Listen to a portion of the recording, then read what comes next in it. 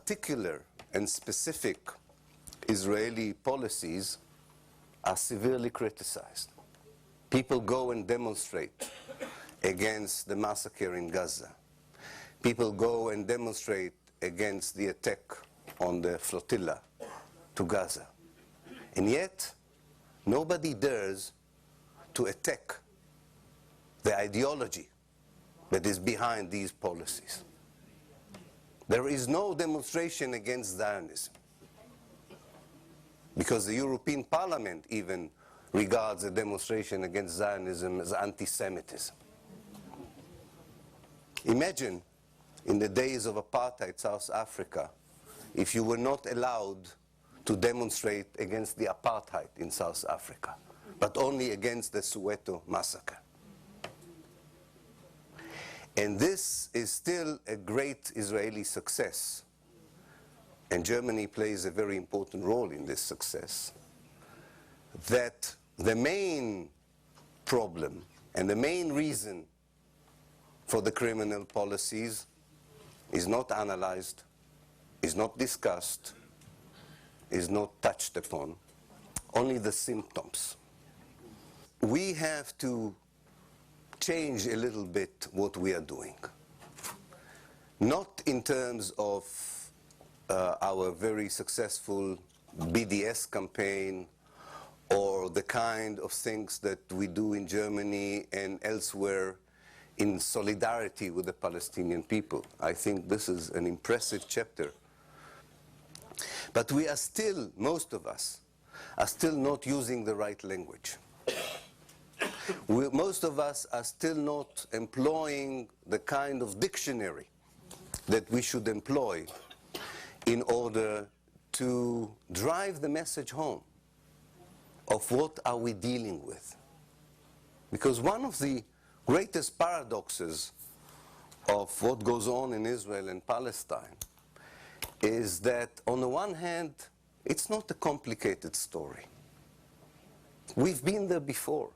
European settlers coming, either genociding or kicking out the indigenous people. The Zionists have not invented anything new in this.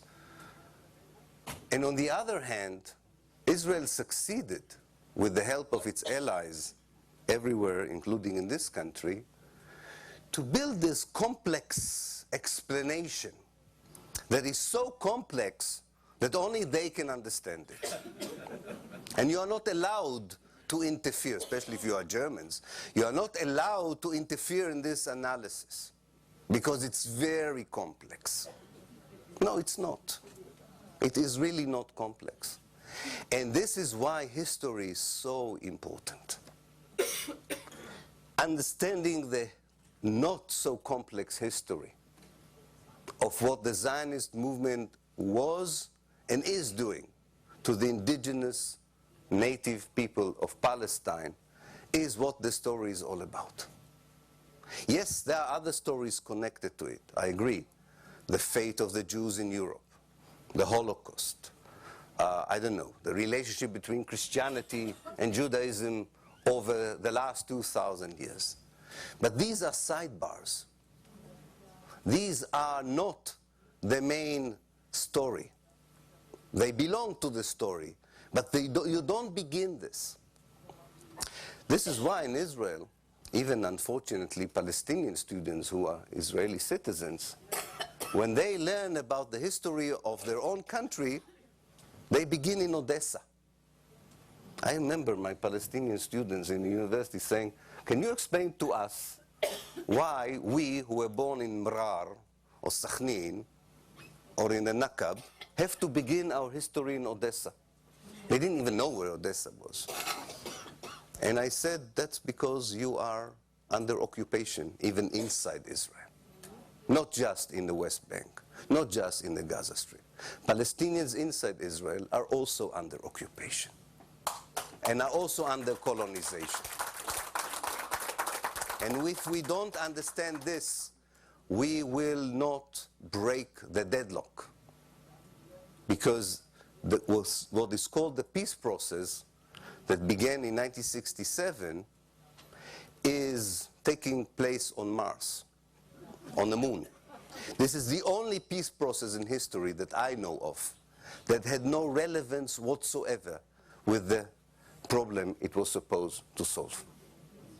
What they were talking about in Geneva in 1977, in Madrid in 1991, in Oslo in 1993, had very little to do with the essence of the problem. It dealt with the symptoms, I agree. It dealt with the symptoms, but not with the essence. And this is the second greatest Israeli success. That not only the public opinion does not deal with the essence, but also the peace process very successfully succeeds in avoiding it. So if you go back to history, and you are using today the right language, you are not anachronistic, as someone was trying to say this morning. You are not anachronistic. You are actually a very relevant, updated person. I'll explain what I mean. If you say that Zionism is colonialism, you are the youngest and most updated student of history I've met.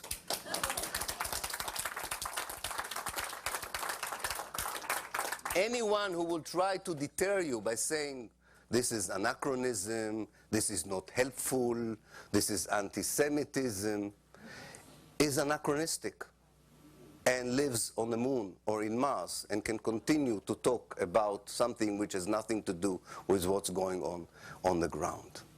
Actually, if you know Hebrew, you know that the whole Hebrew language from 1882 until today, which was constructed to describe what the Zionist movement is doing in Palestine, uses again and again the word hityashvut, hitnachalut.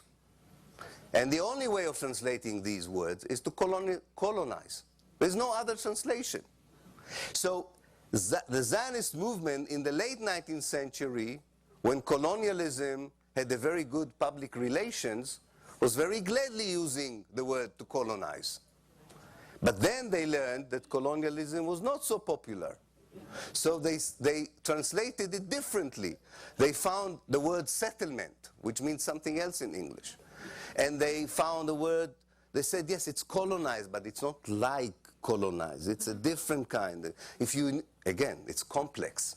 And only we, the Israeli Jews, understand why Israeli colonization and white colonization in Africa is not the same. If you're not an Israeli Jew, you don't understand it. If you're not a Zionist Israeli Jew, of course you cannot understand it.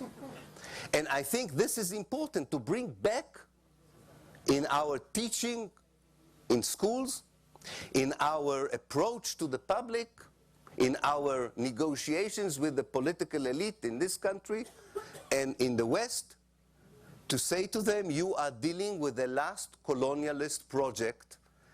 And as bizarre as it sounds, even in the 21st century, this colonialist project employs the same tactics of colonialism in the 19th century. And I think that every decent person in the West, like in the time of colonialism, would not stand on the side of colonialism. But you have to clean your language. You have to clean your mind, and you have to think that it's totally irrelevant what people say about what you say. It doesn't matter what they say. They will regard you as anti-Semitic even if you support the two-state solution. Because it means you don't support the two-state solution as they understand it. Because you don't understand the problem. You think that this two-state solution is a sovereign, independent state over the West Bank and the Gaza Strip. No, you don't understand it. The state for the Palestinians are two Bantustans, divided to 12 in the West Bank, contained in a concentration camp in Gaza, has no connection between it, has a little municipality in Ramallah which would be called the government. This is a state. And if you don't understand that this is a state, it shows that you still have to learn about the complexity of the conflict. Now, Colonialism is one message from the past that we should accept and we should deal with. And we should recruit the veteran as well as the younger cohorts of activists to work for something which universally should be very easy to recruit people for. The fight against colonialism. The fight against the idea that someone from the outside has the right to demolish the life of people in the inside. And they have done it in 1882, they have done it in 1948, and they have done it yesterday in the Nakab or in the West Bank, and they're going to do it next week if we will continue to talk about peace negotiations, two-state solutions, all kinds of irrelevant concepts that have nothing to do with the realities on the ground. The second concept from the past, which I think we should insist on conveying to people, whether we try to protest against something that Israel is doing today, or whether we will commemorate in January what Israel had done in the Gaza Strip, or when we commemorate in May the crime that Israel committed in 1948. And this is the ethnic cleansing. It is a concept that was developed, of course, in the 1990s more clearly because of what happened in the Balkan Wars. But even before that, this was regarded by the international community as an unacceptable ideology and policy. Only genocide is regarded by the international community as worse than ethnic cleansing. And quite often the two are interconnected, as we can see in other places and as we can see in Israel and Palestine. When you are allowed to pursue a policy of ethnic cleansing, don't be surprised if these perpetrators would one day move to genocide. Because in both cases, you have to totally dehumanize the people you are expelling or massacring. Even if they are children, they have to be totally dehumanized. And anybody who lived in Israel long enough, as I did, knows that the main corruption of people through the military service is the total dehumanization of the Palestinians. That's why a soldier, when he sees a Palestinian baby, he doesn't see a baby. He sees a potential enemy. And the road from kicking out the baby from the house or killing the baby is not very long. And I think that the message of ethnic cleansing is the message of criminalizing not the policies of the State of Israel, but criminalizing the State of Israel. And we should do this. We should do this because only a fascist approach to life would say that in every historical condition, a state and the country is the same thing. No, it is not. Sometimes the state is the worst thing that can happen to a country. And the worst thing that happened to Palestine is the State of Israel. And if we want to make the country of Palestine a place where people could live as equals, in fact live in many ways better than in other parts of the Middle East, maybe even better in some parts of Europe, is to bring the country back at the expense of the state. And I know this is not easy, and this is not about questioning the right of a state to exist. We are individuals, we are activists, we don't have the power to challenge the right of states to exist. We cannot eliminate states. Israel has the power to eliminate states. We don't have the power to eliminate states. What we have is a moral power to say to people that the kind of state that you have founded and the kind of state that you are maintaining is destructive to the country in which you exist. It has led in 1948, the creation of that state, led to the expulsion of half of the native population of Palestine. Show me any other situation in history where the international community, under the slogan of peace, would come and say, in order to make this country a peaceful place, I have to kick out half of the people who live there. Only in Israel and Palestine we have this bizarre historical moment where the United Nations, embodying the international community's will, is telling the world that it allows Israel to kick out half of Palestine's population in the name of peace. And once you start like this, the history of Israel, it's very difficult to retract and to explain that actually you have to study history and go back to 1947 and 1948 and say the partition, or the idea of partition, is an immoral idea. It's not even a good realpolitik idea. But that, of course, you couldn't know in 1947. I can understand that in 1947, 48, you would have said, let's see if we divide the country into two, it may work. Who would have known? But 60 years later, can you argue that dividing this baby, if you want, is different from the Solomon trial? It's not surprising. You all know about the Solomon trial, right? You know about the baby and the two mothers, and that the real mother doesn't want the baby to be cut into two. We know who is the real mother in the case of Israel and Palestine. We know who was willing all the time, supposedly, to partition it. So I think that the whole idea of the ethnic cleansing is connected to the international support for it, not direct support for it. But the agreement and the consent of the United Nations, and later on the European community, and later on the United States, to say that this is the way peace can only be possible in Palestine. That the Israelis kicked out enough Palestinians and took over enough of Palestine to create the only democracy in the Middle East. They corrupted every commonsensical language that we had in the West in the late 1940s and the early 1950s with the Zionist project. That's how you create democracies? By kicking out the indigenous population so that you can have a Jewish majority? But that's what all young Israelis believe.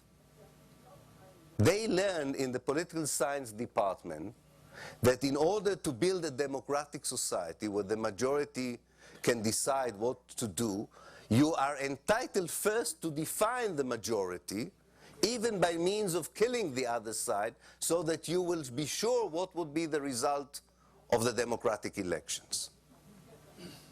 Israelis don't find it at all bizarre that if you create a democracy, you can also perpetrate ethnic cleansing and genocide, so that you get the right electorate for the future democracy.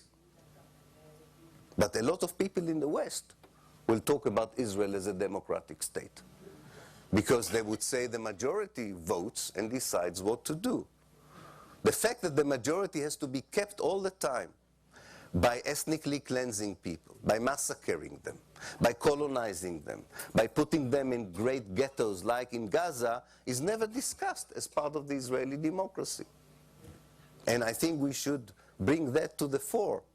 The only way to keep Israel as a democratic state, according to the Zionist ideology, is to continue to be a criminal state. It is almost like allowing people in the worst kind of prison, the worst kind of criminals, to have a democratic system by the force of the gun, by the force of the brutality, by the force of their sheer power. Now, the third and last concept I would like to talk about is, which comes out of colonialism and ethnic cleansing, which are the main driving ideologies behind the Jewish state. Ethnic cleansing and colonialism are the reason that we have a Jewish state in Israel. This is not what we are told, of course, either as Israelis who were born there, and we are not told as people who support Israel around the world. We are told about two very different ideologies. We are told about the need to find the Jews a safe place, and we know it's not a very safe place for Jews. It's the only unsafe place for Jews is to be in Israel. That's the place where most of the Jews have been dying in great numbers since 1948. And that this is the place where Jews can recreate themselves as a national movement, where they can exercise the right for self-determination. But we know that Israel is not interested in the right of self-determination for the Jews. This is why it brings hundreds and thousands of non-Jews from all over the world to settle in Israel, because what is important for Israel is not self-determination for the Jewish people. What is important for Israel is to make sure that it's not an Arab state.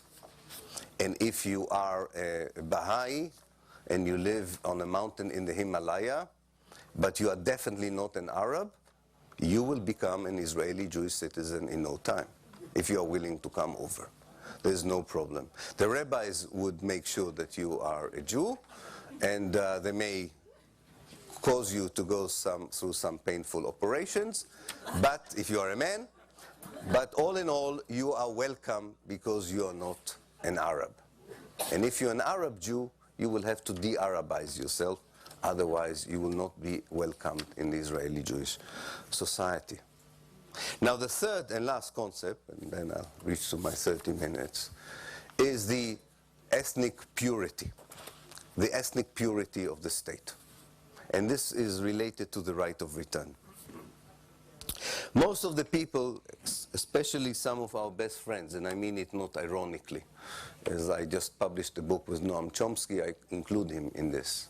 Some of our best friends are against the right of return, and their practical explanation. They would say it's unrealistic to tell the refugees that they should look forward for the possibility of returning, that they should be encouraged to think about a different kind of future. And I would say that the departure point for this analysis is not practicality, is not realpolitik, because if the basis for analyzing, as Uri Avneri does, and Noam Chomsky does, and all our, and as I say, I'm not cynically saying our good friends. They are my good friends, but I totally disagree with them on this. If the basis for analyzing the situation is realpolitik, then it means that the balance of power determines your attitudes. Well, the balance of power, as we heard yesterday, between the largest and strongest army in the Middle East and the weakest military power in the world, right? If this balance of power determines our attitudes, we shouldn't even meet here today. We should give in to the Israeli dictates. And we know the Israelis are very clear what they want. They want to have as much of Palestine as possible with as few Palestinians as possible. They wanted it in 1882 and they want it in 2010. This hasn't changed. The means have changed, the historical circumstances have changed, but the vision of what would be a thriving, successful Israeli society is a society which has as few Arabs as possible and as much of Palestine as possible. That hasn't changed. So if realpolitik determines our attitudes, we should give in to this vision. So in any case, we are not dealing with realpolitik when we are challenging what Israel wants. And the reason the Israelis refuse even to acknowledge the right of return, let alone practically implement the right of return, is not because, as some people would think, because they have a very serious conscientious problem of admitting that they have kicked out and massacred people 3 years after the Holocaust. I once thought that this was the main problem. I admit, I once wrote about it. I was hopeful that because I'm an optimistic, I'm not very tall, I always see the bottom half of the glass. So I thought the Israelis don't want to talk about the right of return because people who were, like Uri Avneri, for instance, were involved in the ethnic cleansing itself, feel unhappy about it. And if you talk about the right of return, you bring, this is the kind of panacea, the remedy for the illness. No, I don't think this has anything to do with it, unfortunately. It makes a lot of sense from a Zionist point of view to say Arabs are not welcome. Whether these are Arabs we kicked out, whether these are Arabs who we never touched, whether these are Arab Jews who want to insist to remain Arabs, even if they are Jews, they are not welcome. Because we won't be a democracy if these people would come in. That's the major thing. That's the main Israeli refusal for the right of return. So when you support, and with this I will end, when you support the Palestinian right of return, you are not only supporting, which I understand we all do, the right of people who were kicked out to come back if they want to. You are not only acknowledging the crime of the ethnic cleansing in 1948. You are not only abiding by United Nations resolution that very clearly support the right of people to return. You are saying a very simple no to racism. That's what you are doing. You just say no to the only racist state we have in the Middle East.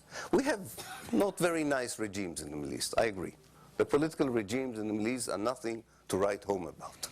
I would not publicize them as sort of recommendation for future societies to build their politics on this basis.